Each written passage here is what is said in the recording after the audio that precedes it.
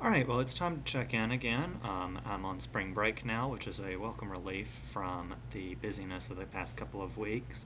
But time to take a look back at last week.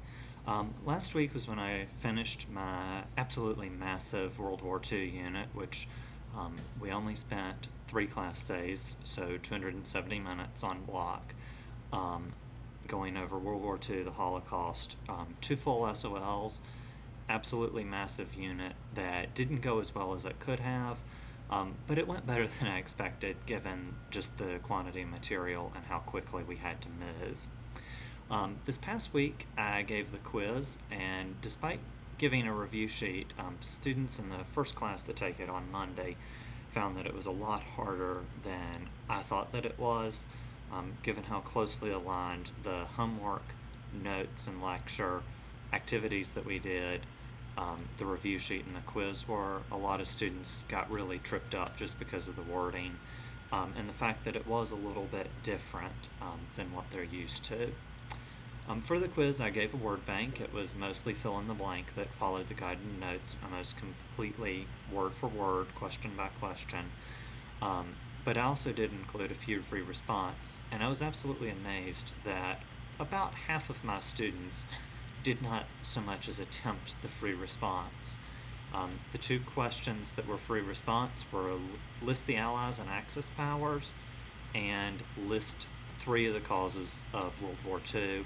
We had discussed 10 to 15 causes that could be used in class in the review, literally 5 minutes before going over the quiz, as well as it having been a major focus of the lesson. So I was pretty frustrated by that.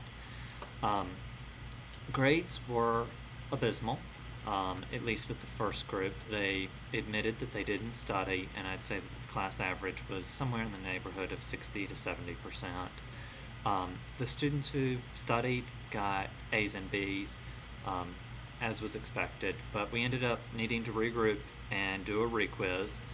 And I took some time with all of my classes because one block was ahead by a day to regroup, talk about study skills and context in taking quizzes when it comes to getting to the point where you actually just have to guess. One of the things that I found in this was that students are trying to memorize, and I recognize that word associations are a powerful way to get a lot of questions right on SOLs, but I definitely think the students depend too much on memorization as a study strategy, and I'm not sure how well that's going to prepare them for what comes next, be it the SOL or life after they graduate. Um, One of the study skills things I was talking about a lot with them was context clues in the questions. And one of the examples that I thought was the most telling was one where it said something along the lines of this island country was left alone to fight against Great Britain, or excuse me, fight against Germany before the U.S. came to their aid. And the answer, of course, is Great Britain. And there were several countries in the word bank: Germany, Poland, the Soviet Union, Great Britain, China. And I think there might have been another one too. And I was talking about how you could narrow it down knowing that by the clue, you know it's an island, you know they were fighting Germany. And one of the students actually raised their hand and said, well, if I don't know Great Britain's an island, then how am I going to get that right? And to be honest, I was just in stunned disbelief that they didn't know Great Britain was an island, nor did they know it was in Europe, nor against the Atlantic, nor that they were fighting Germany. So we've had to regroup a little bit and talk about some geography, and I'm definitely going to make geography a little bit more of a focus in the next unit with the Cold War, because the SOL does include so many maps, charts, and graphs. And that's an area where I recognize now that my lesson could have been a little bit stronger, and I think I just took a little bit too much for granted there. There were a lot of similar examples, but I think that one was the most telling, and it was also the one that, to be quite honest, horrified me the most. Um, Week before break, definitely not the most productive week. We spent most of the week reviewing, quizzing, requizzing, reviewing, lots of grading for me, lots of homework.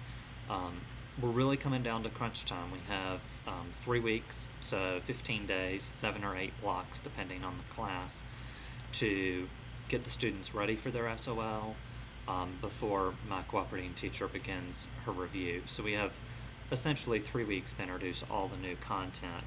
And that's also the amount of time that I'll be there for, and my cooperating teacher will start reviewing for the SOLs during the last week that I'm there. So we've got 3 units left: the Cold War, Civil Rights, and then Modern America. To save the time on quizzing and to provide a little bit more time for reviewing and instruction, I am going to go ahead and combine the Civil Rights and Modern America units just into a unit on post-World War II American life, include everything that's in the SOLs, and really connect it with the Cold War unit, just so that the students see those connections. Because it was the week before break, and it was also the week that the weather broke, and it was nice for the first time in quite a while, students have gone a little bit nuts. They've been enjoying themselves maybe a little bit too much, and I know that they were definitely ready for break, as were all the teachers. So I think that all in all, it was a good last week getting into the break.